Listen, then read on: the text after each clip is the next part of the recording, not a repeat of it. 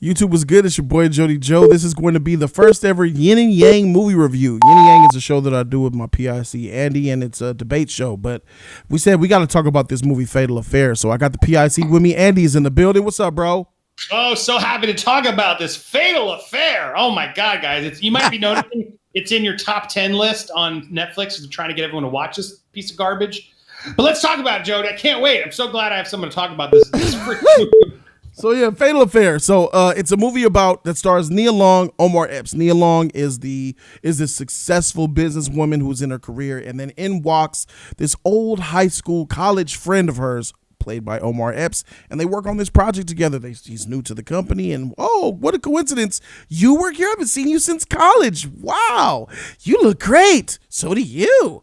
And then we automatically see it, and then they go out for drinks and catch up, and it's basically everything that happens after that point, to where she it gets hot and heavy in the bathroom. You know, they kind of do this little thing where, you know what I'm saying, they flirt. He almost takes it there. He almost penetrated, but she finally was like, no, I'm drunk. It's off. Yeah, it's close. Yeah, it's hot. She was like, all right, I got to go. I have a husband. I got to go. They make out a little bit, yeah. Mm-hmm. She's all right. So she thinks that's behind her, and they could be grown up, and then all of a sudden, he's not ready to let that go just so easily. So he keeps on progressing while she digresses to the point where he goes full on Cape Fear stalker.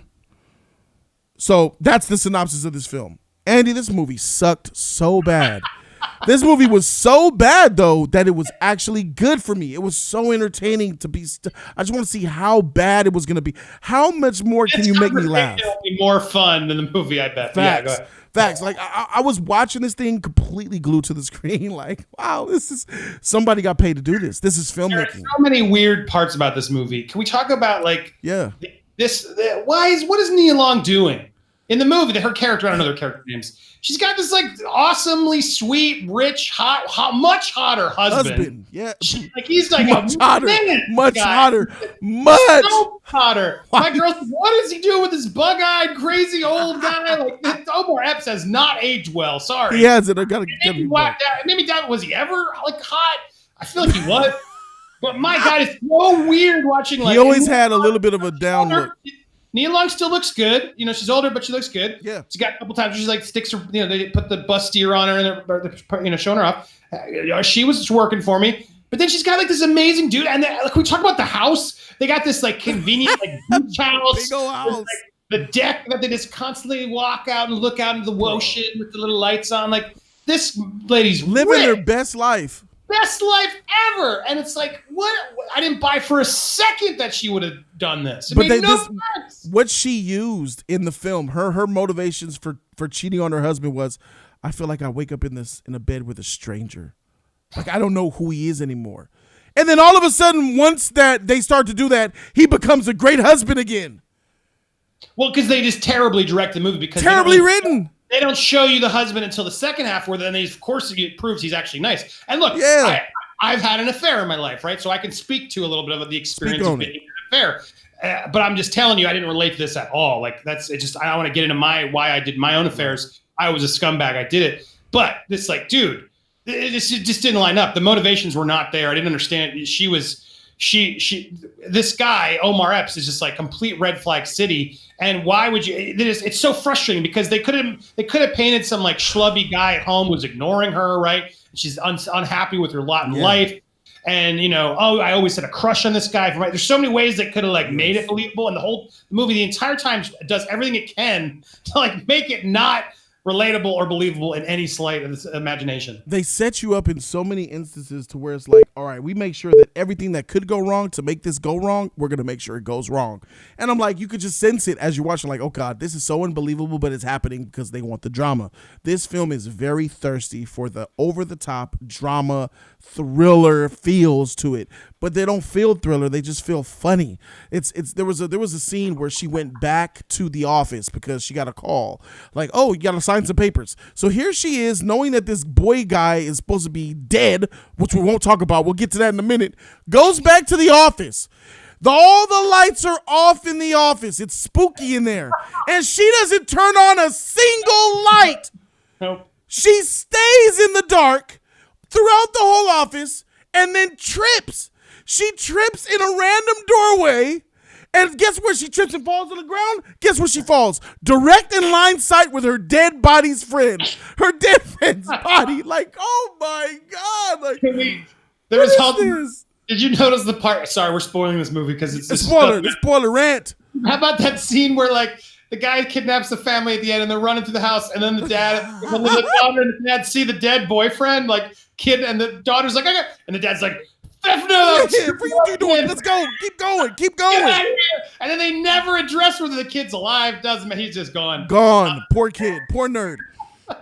Bro, the first red flag of this movie to me was when they met in the office and he was like, oh, nice to meet you. I didn't know you worked here. Then they went for drinks and he says, you know, I have a confession to make. Yeah, what? I already knew. I looked you up and I took the job because I knew you worked there. So I looked it up and saw you worked there, so I took the job. So she's flattered that this dude has like literally showed up to stalk her at her job, and she's like, "Oh, really?" She is so dumb. She's so arrogant. She's so airheaded and clueless. You know what? She's a really bad person. High class attorney. She's so high class. She lived on a beach house. What are you talking about? You're an attorney. You're supposed to see in 2020. Someone follows you and knows about your job and says, "I admitted I searched you, and that's why I took the job." What? Do you have any idea how much that house would be worth? Like to be that successful, she's got to be really good at being a lawyer. But my God, she has the worst instincts of any lawyer person. And then she quit and got her own private practice. Like that. Like, you know what? I'm done. I'm done. Private practice. She's filthy rich. And so is he. I think he was an architect or something like that. So they have this kid, this daughter that randomly at this point, she comes home from college for a couple of months. All right, daughter's there for show. But complicate things a little bit more. I get it. More drama. Safe, my daughter. And then we start to see her make bratty, sort of. Is she white? I don't even know. But she walks in and complains that the room's pink. This is a bratty character. Like Nia Long's character for me is the worst character in this entire film because she has everything. And she's not grateful for it. She had a husband who loved her. She's not grateful. But then all of a sudden she became grateful because they started to show him be nice, and now she loves him a lot. It's ridiculous. She has a friend. A friend gets introduced, Andy, to further throw a kink in the cog. This friend, who so happens to get romanticized by. She goes, they set an date night where Nia Long and her husband, she's cheated on with her, and then suddenly the friend shows up and it's like, hope you don't mind my +1, and it's him. Like, what? So here he is in her house. In his home. And she doesn't say anything. Nothing. That would be step one where I'd be like, whoa, what are you doing here? And she's a lawyer. Tell my husband, I guess I'm going to tell my friend what I did, but what are you doing in my house? She's a lawyer, right? Yeah, she's a lawyer, but she doesn't know to I got to start saying that. I've held this on for too long.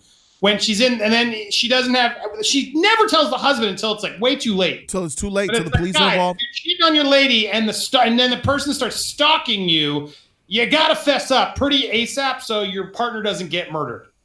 And he almost got murdered 5 times in this movie because there's another thing that I'm fast forwarding a little bit here. We'll go back. There was a time. No, we'll get there in a minute. So the girl didn't want to believe. The friend. Don't skip that part. The friend. Yeah, I'm saying, go ahead. You want to talk about the friend? That scene is like so the stalker starts dating the friend to get to Nia Long, right? Yeah. That's it's clear as day. And then the friend shows up to Nia Long's work the next day. How dare you? He told me everything. I can't believe you. And like Nia Long's like, whoa, what? Why are you believing him? Like, what did he tell you? She's like, I believe him. Like, meanwhile, it's just like her best friend believes her. And then she's like, he's admitted he's a hacker, which he did at the dinner. He's admitting that he was stalking me and showed up and dated to be with me. Yes. And all these, not enough. Movie where she does lawyering, where I'm like, okay, great. She's actually giving what a defense attorney would art. She's dropping some facts here where the friend should be like, oh, those are good points. Maybe I should step back and ask what's going on. But the friend's like, no, I believe him. Yep, nope. And then she says, oh my God, she goes to his apartment. This lawyer puts her own self at risk. Don't hire a private investigator. She puts her. Right. She puts herself in danger, breaks into his house. Breaks and enter, right, to get caught. Breaking and entering. The lawyer breaks the law to find out. And then there's this scene where she's hiding behind the breakfast nook. He looks around. I think I smell an intruder. Oh, my phone's ringing. You or anything? Oh, gotta go. Hi, babe. Oh, I'm on my way to you right now. Who just gets a call and leaves right out the door? Leaves his stuff there. Doesn't like take a piss. He didn't check his keys, his mail. Yes, looked at the fridge. He worked his own way home. He didn't get nothing to drink. He didn't get a snack. All right, I'm coming right to you. Check your email. I'll be there in a few. Yeah, nothing. exactly. He didn't go try to beat off or nothing. You know what I'm saying? Take a dump. Nothing. I'm like, okay. And then she feels, all right, I'm safe. Then she calls a friend. Oh my God, he has these pictures of me and photos of me. I think he killed. Don't forget the part where the stalker guy, Omar Epps, steals Nia Long's underwear, which just happens to perfectly fit the way skinnier girl. Like, come on. No offense, Neil. I get it, but like that's ridiculous. It's ridiculous. Those things don't just like universally fit chicks like that. Oh my God, this scene. You just made me remind me of this scene. This scene where they're golfing. He's golfing with the boyfriend. And the man that has his back turned, like, yeah, I'm a lucky man. He takes the club. Yeah, you have no idea how lucky it is for you to be with a woman like that. You have no idea how nice it is to put it. He puts a club. I'm like, what is this? What is this? How about when Nia Long started doing her research and she drives to the old college to talk to the old college professor. Gosh. But then the college professor somehow knows about this crazy guy's ex-wife being like, none of it made any goddamn sense. Shows the psychiatric, shows that he's crazy and stuff. Yeah. And then let's get to it. This is crazy. Let's get to the part where he is the cops, because he kills the friend. The friend comes to him like, what is going on with it? He was like, no. And then she looks through his phone and sees everything. And he's like, where you going? You really shouldn't go through my phone like that. And let me tell you, Omar, he plays a really good creep. He does. He did a really good job playing a weirdo. That was the problem, though. He looked like a creep the whole movie, though. Yes, he did. He was the best part of this movie, but he was also trash, too. Knocks her up the head. She didn't die. She gave her a concussion or whatever. But now the police know. Now everybody knows this guy's crazy and Nia Long is being stalked. So what happens? Well, a burned body. It shows him on the beach. It shows him at the beach. Why show him at the beach, Andy? To show the viewer, us, the viewer, with a can of gasoline and a match. And the homeless guy in the moment before it. Yes. And then it shows a burned body at the beach. And we're supposed to know it's Jody. him. He's that good at hacking. And now the police are like, yeah, we gotta wait for DNA. We gotta wait for the dental. IDs on it. Yeah, ID everything. It's couldn't be that bum that was in the shot. Be dead. Yeah, so definitely we could say this case is closed. Everything is happily ever after. They hug, they kiss, they play the music. Fakes his death. And then waits, I don't know, however long it is. Months. To then show up and what was his goal at the end? To kill them? If you fake your death, you'd think you'd make the plan really good for your reveal, right? Right. Like if I'm going to fake my death and come back to get the person I'm faking out, I want that to be like fire, right? Like, and then they're dead. I get what I wanted, right? And I off myself or something. He's just like, what was the point? He ties up the dad, the husband and the kid. Kill him. He calls her. She gets the call to the office where she falls on the dead body, and she gets a phone call. And then she's like, hello? Yeah, you left them all at home. And she's like, oh my God, I gotta go home. She calls the detective. Detective, go to my house. So the detective is like, he's alive. He's coming for your house. He's coming for your people. The detective gets on the phone and she says, I need all units to go to the house. One unit shows up. One cop. But not after Nia Long gets there first. She gets there first and one cop pulls up. And this motherfucker, Omar Epps. See, he just wasn't taking it seriously. Omar Epps, bro, does the most Jason, Freddy, Incredible Hulk disappearing that I've ever seen in life. He pops up in the living room, disappears. Then he's already outside. How? He slit the cop's throat. Wait, he was just right there. It's only been 3 seconds. How? She comes back to the hacker. This fool was disappearing. and reappearing at will. At will. And this is the point where I'm like, God, all right, the husband comes, they fight. I'm like, yeah, get him. You're big, you're strong, you're tall. Man, he gets wiped by Omar Epps, bro. And gets tied up. She frees him out the ties. Then they have another fight outside. Wipes him again. Throws him off the freaking balcony part. Knocks him again. Then I'm like, oh my God, this dude is getting wiped. Then they run to the beach. For some reason, they're running to the beach. Then oh, this last scene is so bad. This last scene is so bad. They're at this cliff. and then out of the shadows, here he comes again. Out the shadows, there was nowhere to hide, but somehow, because the camera didn't show it, we're surprised. Because if the real characters were there, they could clearly see that he's standing right there. But hey, movie magic. Movie magic. Here he comes, rah! And then they fight again. Here's the husband, round 3. He gets wiped again. God dang it. He does get stabbed by her. And all this time, he never wanted to hurt her. He never hurt her. He still wanted to just we could be together. I killed all those people and I'm going to kill your husband and your daughter, but me and you could still be together. I'm like, what is this? And look how he dies, Andy. Your daughter's boyfriend? It's unclear, but he's dead. That fool's dead. And the way he dies, he falls, he slips off a cliff, and then he's holding on off the edge of the cliff, and she runs to try to save him. You're trying to good person, Jody. Oh, and then the husband reaches for the wife to help save him too.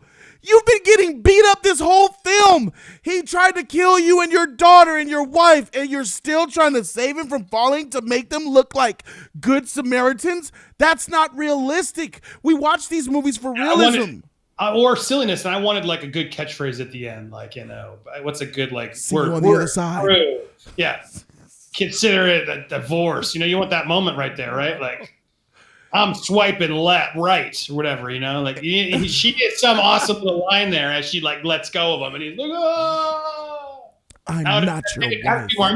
Yeah, this is for your wife. I'm not your side piece. Whatever, come on. Oh. It was a beautiful moment for the writer. Like, yeah, I got the nice, and they lock and he falls. He slips and falls to his death, and it looked terrible, and it was just a bad sequence. Bug eyes, even bugger.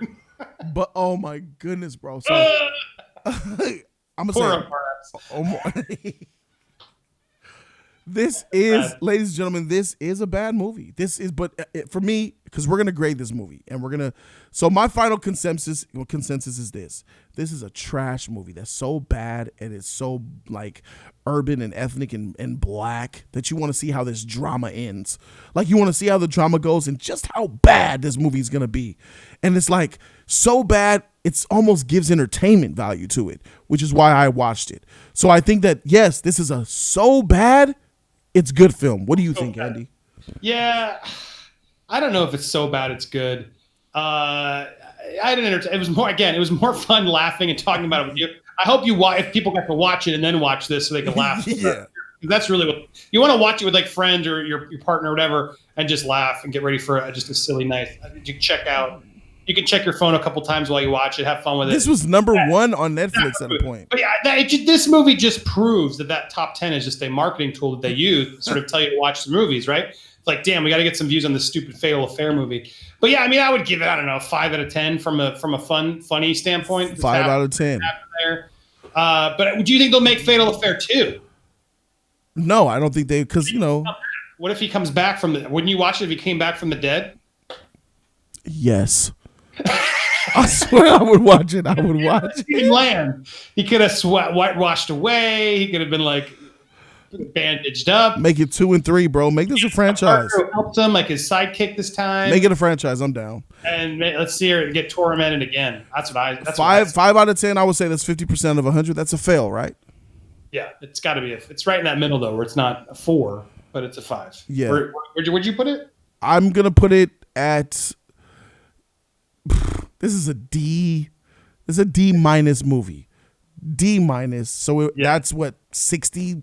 That'll be 60 out of 100.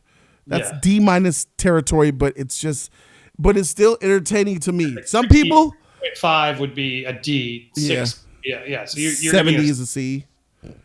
So I gave it an F. F. And it is an F quality movie. Fatal Affair. F for Fatal Affair. It's Because a quality film when it comes to laughing. Yeah, it's like it's a blessing and a curse where it's like it takes itself so seriously that almost made it funnier. That's what makes it funnier. But I wish they would have like known what they were doing and given us a couple like no. I wanted a few self-aware moments from the director. No. Like, give us the catchphrase at the end. You know what I'm saying? Like that'll ruin it. I feel like them trying to be dead serious and said like we're done. Like something funnier than that. Dude, I would have howled. I would be like, yes. Yeah. Good point. You can do those like outlandish moments still seriously, but no, and then we know, okay, they're having fun with this. And that's to me, it would have excelled even more if they had done that. Then it would have been like, oh, you got to see Fatal Affair. It's hilarious. But this was more just like that movie's trash. Yeah. Because I think they genuinely thought they were making like a thriller. Like everyone involved in that movie will not watch it ironically or and laugh with their friends. They're gonna be like, "Oh man, wasn't that exciting? Yeah, good job, Nia." Oh my! No one's gonna be like, "Dude, that movie was hilarious." You know what I mean? Yeah. And they're gonna be like, they're gonna be in the group text later, like, "God dang, was that she whack or not?" I didn't have the heart to tell Omar. I couldn't tell I couldn't tell him to his face, but God, that shit was bad, bro. Exactly. If they could laugh about it and they're like, "Oh man, wasn't that movie hilarious?" Then I would be like, "You guys succeeded." But give me a part 2. I'm down for it. Great movie. I want a part 2 that goes a little crazier. Yes, I'm all down for it. And let me know what you guys think in the comment section down below. This is the first Jody Andy review, something from Netflix. So yeah, this was great. We gotta do more of these Netflix reviews. Let's do it. Netflix reviews. It's fire, bro. That's where it's at. Thank you guys so very much for watching. Subscribe to the channel. Check out Popcorn Planet. That's Andy's channel if you want more content over there. He also has Movie World, which is strictly about the movies. Thank you guys so very much for watching. I'm Jody. That's Andy. Yin and Yang. We are out this thing. Deuces.